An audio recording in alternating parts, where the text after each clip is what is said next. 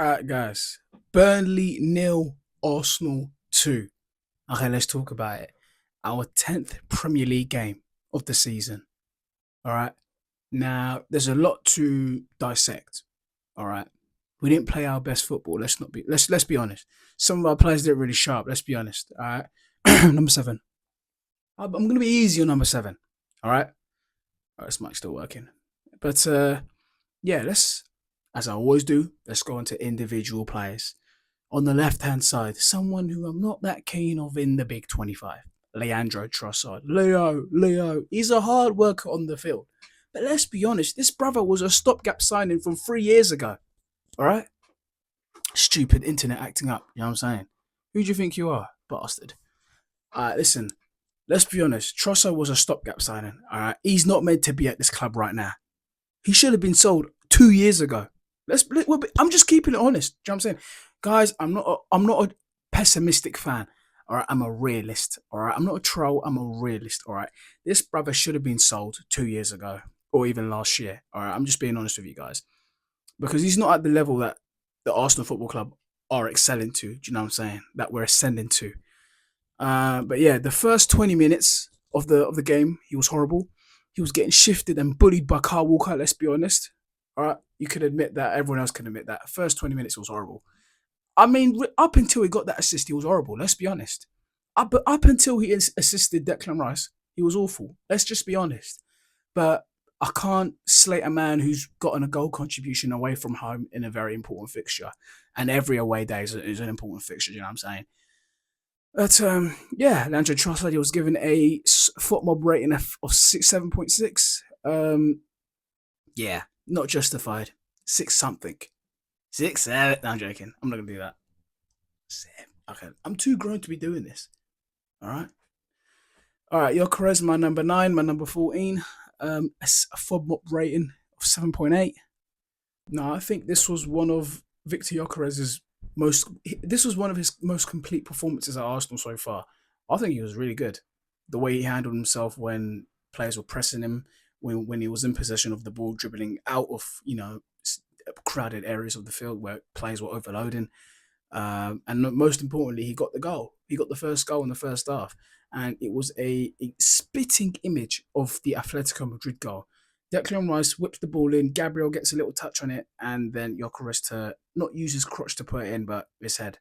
And yeah, it's another goal contribution for Gabriel Magalhaes. All right.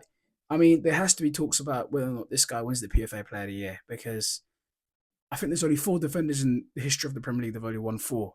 I mean, have only won PFA Player of the Year, and only one have won it. Wait, I don't even know if any of them won it whilst they won the league, but that would be an insane feat, by the way. Him and Declan Rice, PFA Player of the Year, easily. Those are the 2 front runners, in my opinion. And let's get on to Eze. Eze, you did slap my hand or shake my hand, touch my hand, after the Atletico game. But that doesn't stop me from slating you or criticizing you when I have to speak. I have a platform, luckily, and I have to voice the truth. All right, my opinion as well as the truth. And quite clearly, you're not at the level that Arsenal need you to be at. Yes, I know you're a moments player, but you were put in the 10 today. All right, it was a pivot of Zubimendi and Rice. They were dropping deep today. You were given the option to free roam, and I just feel like you didn't take that opportunity today. Yes, there was space in the game. Victor Gyökeres always creates space in the middle of the park for Saka and Eze to thrive. And you just didn't take that opportunity, Eze. And I just feel like if we're not going to see it now, when are we ever going to see it? All right, people say, "Oh, Eze turns up from February onwards." We can't wait until February. We cannot afford for you to be a bum for the next 3 months. All right, we've got a title, a Champions League, an FA Cup, and a Carabao to chase.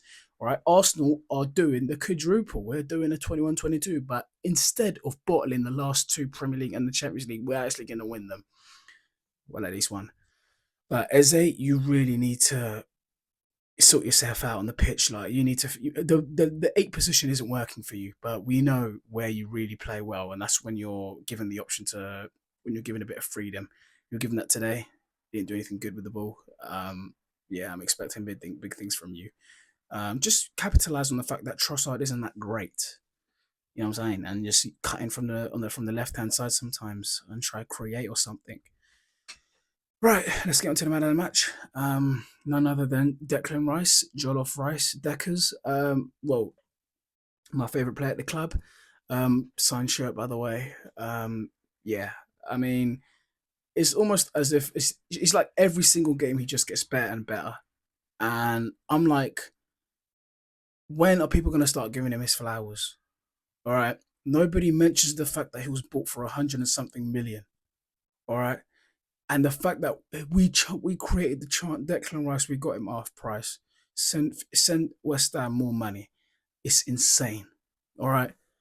Let's just have it right. It's insane what Declan Rice is doing week in, week out. The level of consistency at the very top of his game.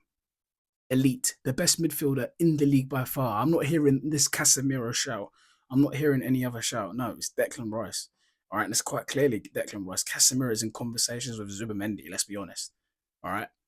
Speaking of Zubimendi, quiet game from him today. He was given a FOB mob rating of 7.1.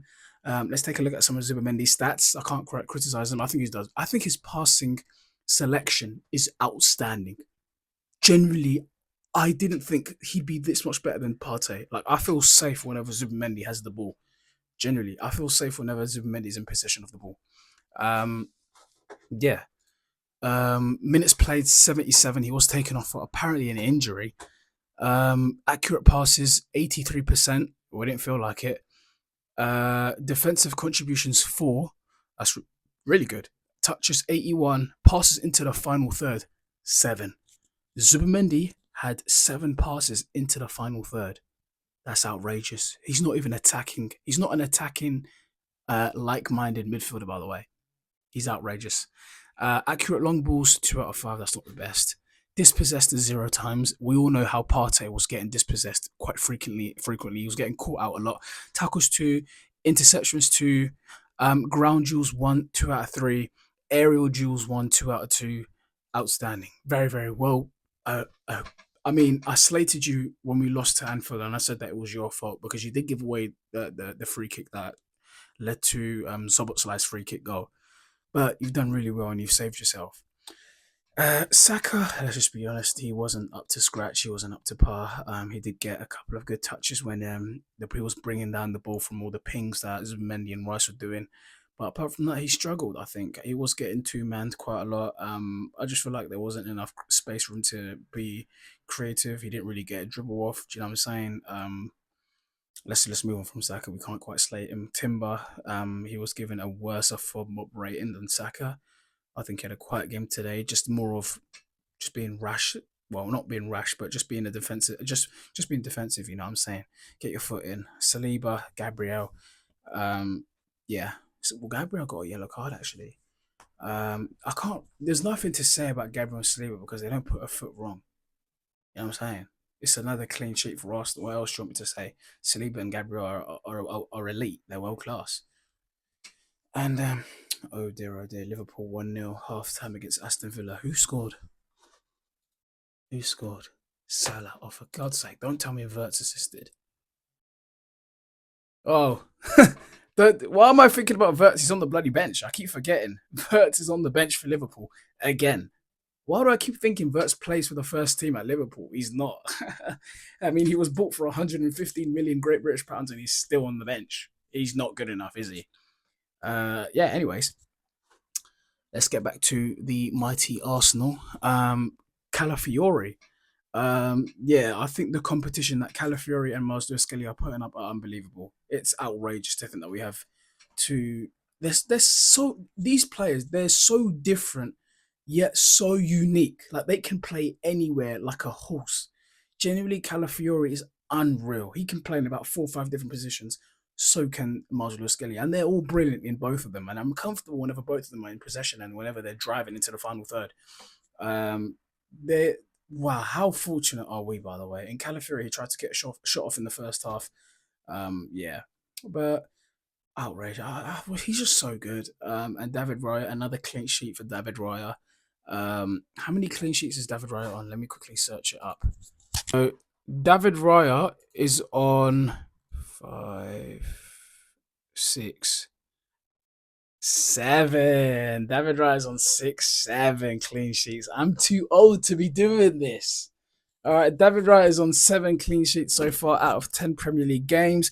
As you all know, Arsenal have conceded 3 goals in 10 Premier League games, which is outrageous, by the way. I believe we are on track to beating Chelsea's 15-goal record.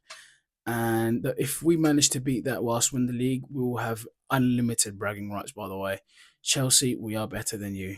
And yeah, do I want to talk about who came on? Nah, not really. But yeah, that was pretty much what happened in the game. Yeah, I watched it whilst I was at the barbershop getting a trim. Yeah, by the way, I really don't know what to do with my hair, but I can't shave it off because I look horrible. Yeah, dark days. If you scroll all the way down to the beginning of my channel when I had short hair, it was dark. It was dark. But yeah, that was Arsenal 2, Burnley nil. Our next fixture is Tuesday night, Slavia Prague away.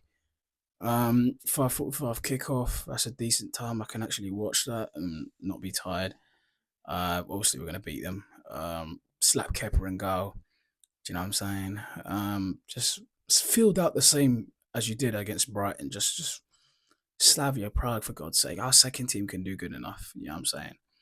But yeah, I'm proud of the mighty Arsenal. This reminds me of our 23-24 run. We were just knocking teams. You know what I'm saying?